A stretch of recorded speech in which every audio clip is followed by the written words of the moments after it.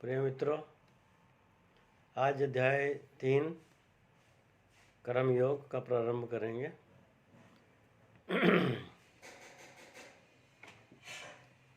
अर्जुन उवाच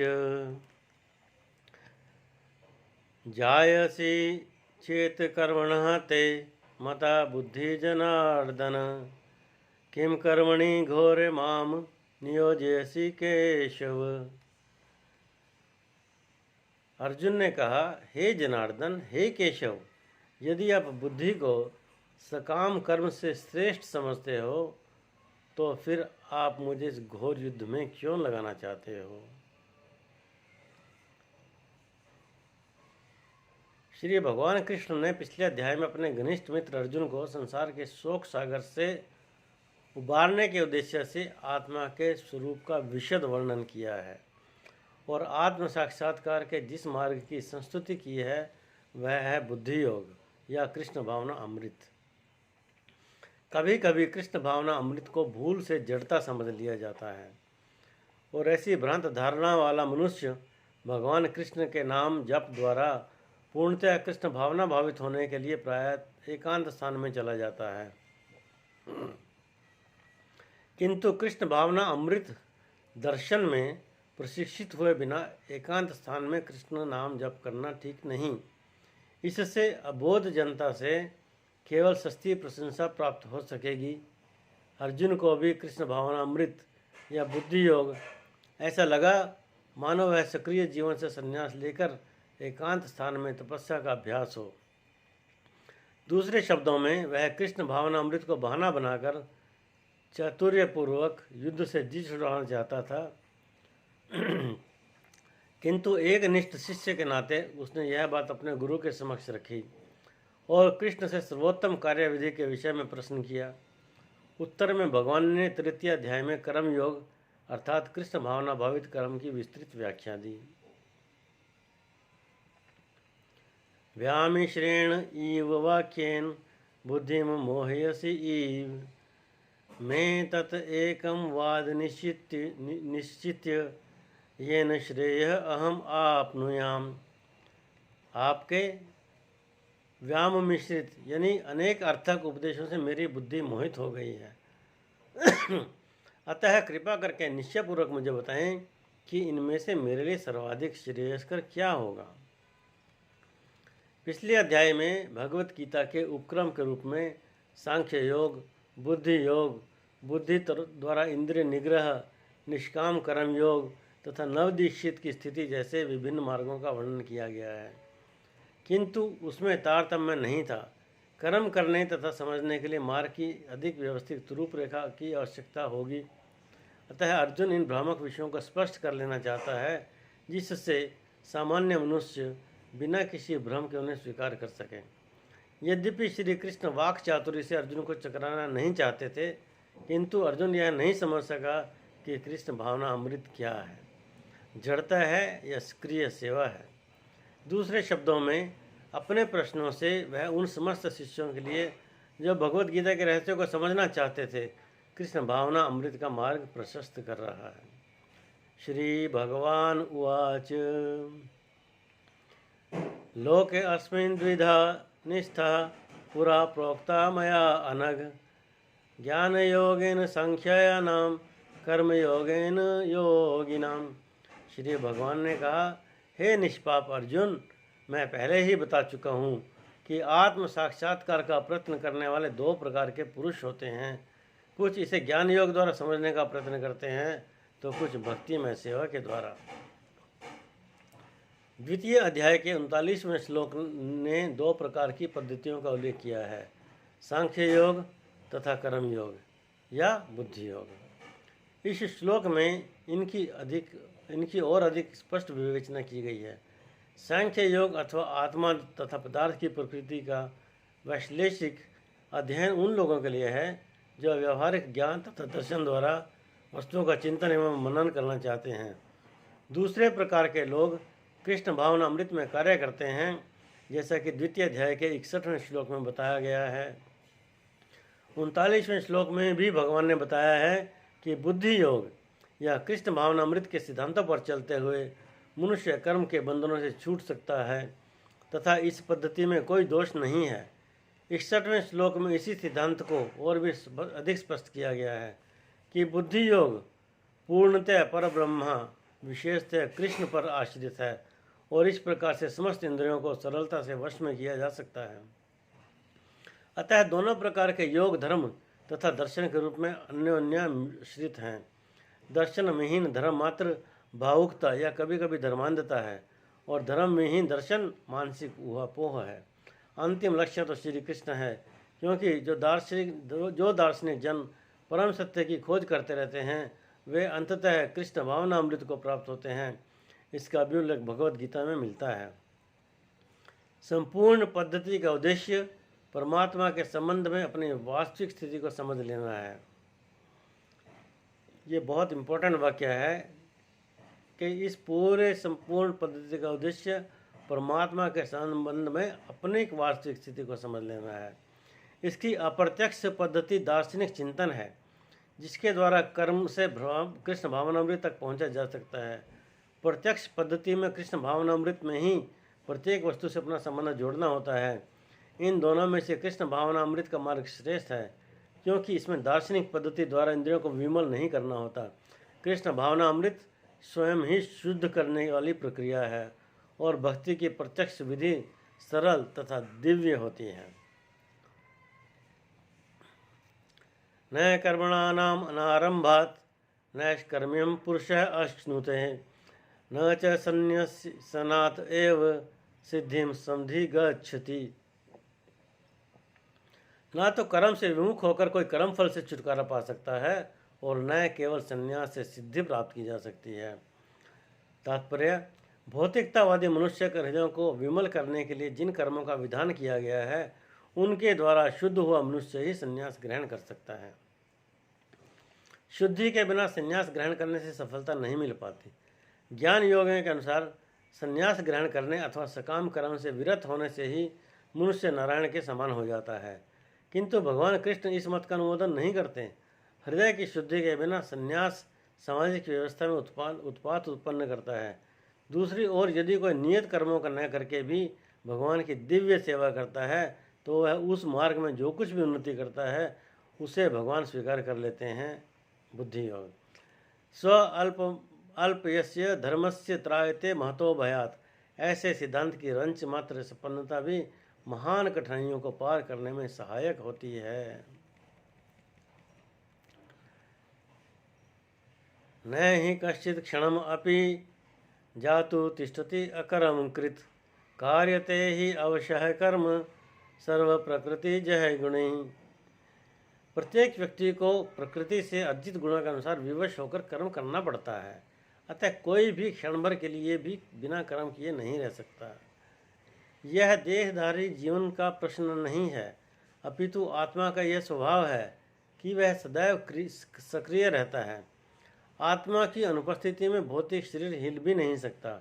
यह शरीर मृत वाहन के समान है जो आत्मा द्वारा चालित होता है, क्योंकि आत्मा सदैव गतिशील रहता है और वह एक क्षण के लिए भी नहीं रुक सकता। अतः आत्मा को कृष्ण भावनामृत के सत्कर्म में प्रवृत्त रखना चाहिए, अन्यथा वह माया द्वारा शासित कार्य में प्रवृत्त होता रहेगा। माया के संसर्ग में आकर आत्मा भौतिक गुण प्राप्त कर लेता है और आत्मा को ऐसे आकर्षणों से शुद्ध करने के लिए यह आवश्यक है कि शास्त्रों द्वारा आदिष्ट कर्मों में इसे संलग्न रखा जाए। किंतु यदि आत्मा कृष्ण भावनामृत के अपने स्वाभाविक कर्म में निरत रहता है तो वह जो भी करता है उसके लिए कल्याणप्रद होता है। श्रीमद् भागवत द्वारा इसकी पुष्टि हुई है। त्यक्त्वा स्वधर्म चरणाम्बुजम हरेर भजन पक्को अथपते तो यदि यत्र कक वा भद्रम भूद मुष्य किम को वार्थ आप तो अभजताम स्वधर्मतः। यदि कोई कृष्ण भावना अमृत अंगीकार कर लेता है तो भले ही वह शास्त्र अनुमोदित कर्मों का न करे अथवा ठीक से भक्ति न करे और चाहे वह पतित भी हो जाए तो इसमें उसकी हानि या बुराई नहीं होगी। किंतु यदि वह शास्त्र अनुमोदित सारे कार्य करे और कृष्ण भावना भावित न हो जाए तो ये सारे कार्य उसके किस लाभ के हैं। अतः कृष्ण भावना अमृत के इस स्तर तक पहुँचने के लिए शुद्धिकरण की प्रक्रिया आवश्यक है। अतएव संन्यास या कोई भी शुद्धिकारी पद्धति कृष्ण भावनामृत के चरम लक्ष्य तक पहुँचने में सहायता देने के लिए है, क्योंकि उसके बिना सब कुछ व्यर्थ है। कर्म इंद्रियाणि संयम्य यह अस्ते मानसः स्मरन् इंद्रिय अर्थान विमूढ़ आत्मा आचार्य स उच्यते। जो कर्म इंद्रियों को वश में तो करता है, किंतु जिसका मन इंद्रिय विषयों का चिंतन करता रहता है, वह निश्चित रूप से स्वयं को धोखा दे देता है और मिथ्याचारी कहलाता है। ऐसे अनेक मिथ्याचारी व्यक्ति होते हैं जो कृष्ण भावनामृत में कार्य तो नहीं करते, किंतु ध्यान का दिखावा करते हैं, जबकि वास्तव में वे मन में इंद्रिय भोग का चिंतन करते रहते हैं। ऐसे लोग अपने अबोध शिष्यों को बहकाने के लिए शुष्क दर्शन के विषय में भी व्याख्यान दे सकते हैं, किंतु इस श्लोक के अनुसार वे सबसे बड़े धूर्त हैं। इंद्रिय सुख के लिए किसी भी आश्रम में रहकर कर्म किया जा सकता है, किंतु यदि उस विशिष्ट पद का उपयोग विधि विधानों के पालन में लिया जाए तो व्यक्ति की क्रमशः आत्मशुद्धि हो सकती है। किंतु जो अपने को योगी बताते हुए इंद्र तृप्ति के विषयों की खोज में लगा रहता है, वह सबसे बड़ा धूर्त है। भले ही वह कभी कभी दर्शन का उपदेश क्यों न दे, उसका ज्ञान व्यर्थ है, क्योंकि ऐसे पापी पुरुष के ज्ञान के सारे फल भगवान की माया द्वारा हर लिए जाते हैं। ऐसे धूर्त का चित्त सदैव अशुद्ध रहता है, अतएव उसके योगिक ध्यान का कोई अर्थ नहीं होता। यह तो इंद्रियाणि मनसा नियम्य आरभते अर्जुन कर्म इंद्रिय कर्मयोगम आसक्ता है सह विशिष्यते।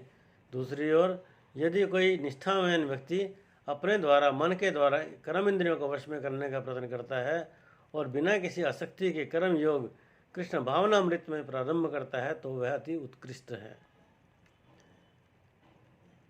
तात्पर्य: लंपट जीवन और इंद्रिय सुख के लिए छद्म योगी का मिथ्या वेश धारण करने की अपेक्षा अपने कर्म में लगे रहकर जीवन लक्ष्य को, जो भवबंधन से मुक्त होकर भगवत धाम को जाना है, प्राप्त करने के लिए कर्म करते रहना श्रेयस्कर है। प्रमुख स्वार्थ गति तो विष्णु के पास जाना है। संपूर्ण वर्ण आश्रम धर्म का उद्देश्य इसी जीवन लक्ष्य की प्राप्ति है। एक गृहस्थ भी कृष्ण भावनामृत में नियमित सेवा करके लक्ष्य तक पहुंच सकता है।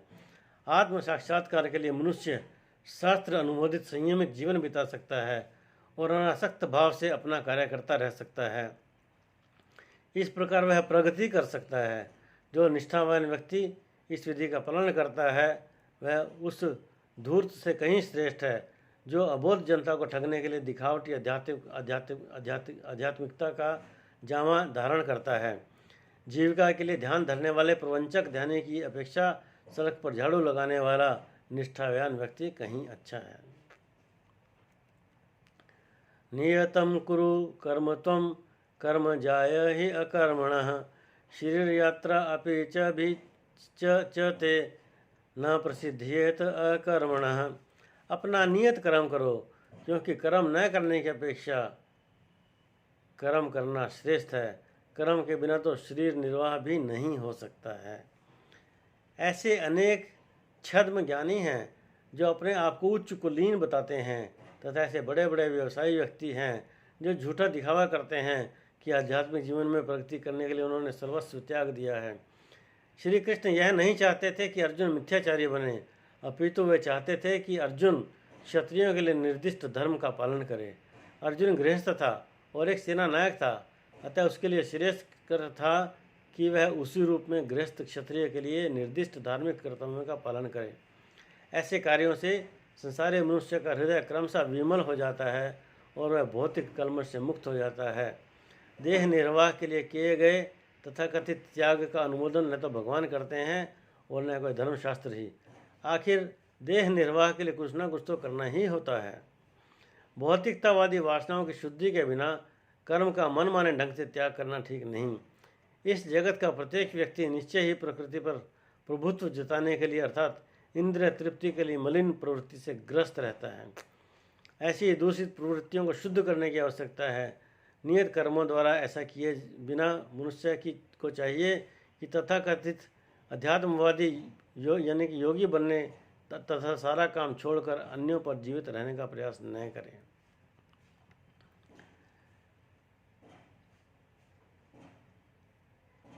यज्ञ अर्थात कर्मणः अन्यत्र लोक अयम कर्म बंधनः तत् अर्थम कर्म कौन्तेय समाचर। श्री विष्णु के लिए यज्ञ रूप में कर्म करना चाहिए, अन्यथा कर्म के द्वारा इस भौतिक जगत में बंधन उत्पन्न होता है। अतः हे कुंती पुत्र, उनकी प्रसन्नता के लिए अपने नियत कर्म करो, इस तरह तुम बंधन से सदा मुक्त रहोगे। चूँकि मनुष्य को शरीर के निर्वाह के लिए कर्म करना होता है, अतः विशिष्ट सामाजिक स्थिति अथवा गुण को ध्यान में रखकर नियत कर्म इस तरह बनाए गए हैं कि इस उद्देश्य की पूर्ति हो सके। यज्ञ का अर्थ भगवान विष्णु है। सारे यज्ञ भगवान विष्णु की प्रसन्नता के लिए हैं। वेदों का आदेश है यज्ञो वै विष्णु। दूसरे शब्दों में, चाहे कोई निर्दिष्ट यज्ञ संपन्न करे या प्रत्यक्ष रूप से भगवान विष्णु की सेवा करे, दोनों से एक ही प्रयोजन सिद्ध होता है। अतः जैसा कि इस श्लोक में संस्तुत किया गया है, कृष्ण भावना अमृत यज्ञ ही है। वर्ण आश्रम धर्म का भी उद्देश्य भगवान विष्णु को प्रसन्न करना है। वर्णाश्रमाचार वेता पुरुषेण परः पुमान विष्णुराध्यते है, ये विष्णु पुराण में लिखा हुआ है। अतः भगवान विष्णु की प्रसन्नता के लिए कर्म करना चाहिए। इस जगत में किया जाने वाला अन्य कोई कर्म बंधन का कारण होगा, क्योंकि अच्छे तथा बुरे कर्मों के फल होते हैं और कोई भी फल कर्म करने वाले को बांध लेता है। अतः श्री कृष्ण इन्हें भगवान विष्णु को प्रसन्न करने के लिए कृष्ण भावना भावित होना होगा, और जब कोई ऐसा कर्म करता है तो वह मुक्त दशा को प्राप्त रहता है। यही महान कर्म कौशल है, और प्रारंभ में इस विधि में अत्यंत कुशल मार्गदर्शन की आवश्यकता होती है। अतः भगवत भक्त के निर्देशन में या साक्षात भगवान कृष्ण के प्रत्यक्ष आदेश के अंतर्गत जिनके अधीन अर्जुन को कर्म करने का अवसर मिला था, मनुष्य को परिश्रम पूर्वक कर्म करना चाहिए। इंद्र तृप्ति के लिए कुछ भी नहीं किया जाना चाहिए, अपितु हर कार्य कृष्ण की प्रसन्नता यानी उनकी तुष्टि के लिए होना चाहिए। इस विधि से न केवल बंधन से बचा जा सकता है, अपितु इससे मनुष्य को क्रमशः भगवान की वह प्रेम भक्ति प्राप्त हो सकेगी जो भगवत धाम को ले जाने वाली है। सह यज्ञ प्रजा सृष्ट्वा पुरा उवाच प्रजापति अनेन प्रस्विध्वम एषः अस्तु इष्ट कामदुक्। सृष्टि के आरंभ में समस्त प्राणियों के स्वामी यानी कि प्रजापति ने विष्णु के लिए यज्ञ सहित मनुष्यों तथा देवताओं की संततियों को रचा और उनसे कहा, तुम इस यज्ञ से सुखी रहो, क्योंकि इसके करने से तुम्हें सुखपूर्वक रहने तथा मुक्ति प्राप्त करने के लिए समस्त वांछित वस्तुएं प्राप्त हो सकेंगी। तात्पर्य, सभी प्राणियों के स्वामी विष्णु द्वारा भौतिक सृष्टि की रचना बद्ध जीवों के लिए भगवत धाम वापस जाने का सुअवसर है। इस सृष्टि के सारे जीव प्रकृति द्वारा बद्ध हैं, क्योंकि उन्होंने श्री भगवान विष्णु या कृष्ण के साथ संबंध को बुला दिया है। इस शाश्वत संबंध को समझने में वैदिक नियम हमारी सहायता के लिए हैं। जैसा कि भगवत गीता में कहा गया है, वेदैश्च सर्वैरहमेव वेद्या। भगवान का कथन है कि वेदों का उद्देश्य मुझे समझना है। वैदिक स्तुतियों में कहा गया है, पतिम विश्वासत्यमेश्वरम। अतः जीवों के स्वामी प्रजापति श्री भगवान विष्णु हैं। श्रीमद् भागवत में भी श्री सुखदेव गोस्वामी ने भगवान को अनेक रूपों में पति कहा है।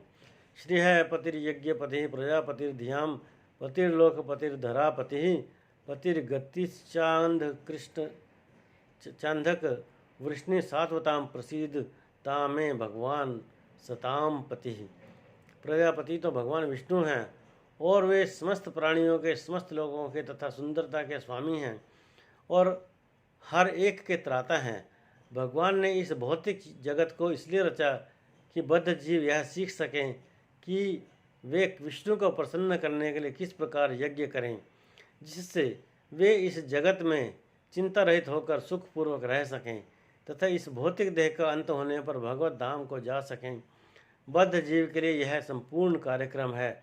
यज्ञ करने से बद्ध जीव क्रमशः कृष्ण भावना भावित होते हैं और सभी प्रकार से देवतुल्य बनते हैं। कलियुग में वैदिक शास्त्रों ने संकीर्तन यज्ञ भगवान के नामों का कीर्तन का विधान किया है और इस दिव्य विधि का प्रवर्तन चैतन्य महाप्रभु द्वारा इस युग के समस्त लोगों के उद्धार के लिए किया गया। संकीर्तन यज्ञ तथा कृष्ण भावना अमृत में अच्छा तालमेल है। श्रीमद् भागवत में संकीर्तन यज्ञ के विशेष प्रसंग में भगवान कृष्ण का अपने भक्त रूप चैतन्य महाप्रभु रूप में निम्न प्रकार से उल्लेख हुआ है। कृष्ण वर्णम त्विषा कृष्णम सांगोपांगास्त्र पार्षदम यज्ञ ही संकीर्तन प्रायर्यजंती ही सुमेधसा। इस कलयुग में जो लोग पर्याप्त बुद्धिमान हैं वे भगवान की उनके पार्षदों सहित संकीर्ण यज्ञ द्वारा पूजा करेंगे। वेदों में वर्णित अन्य यज्ञों को इस कलयुग में कर पाना सहज नहीं, किंतु संकीर्तन यज्ञ सुगम है और सभी दृष्टि से अलौकिक है, जैसा कि भगवत गीता में भी संस्तुति की गई है। मित्रों, अध्याय 3 श्लोक 11 से आगे का पाठ अगले सत्र में किया जाएगा। धन्यवाद। सभी का कल्याण हो, ऐसी मेरी हार्दिक कामना है। कृष्ण को जीवन में अपनाएं और सब काम कृष्ण भावना अमृत से करें। आपका कल्याण हो। जय हो।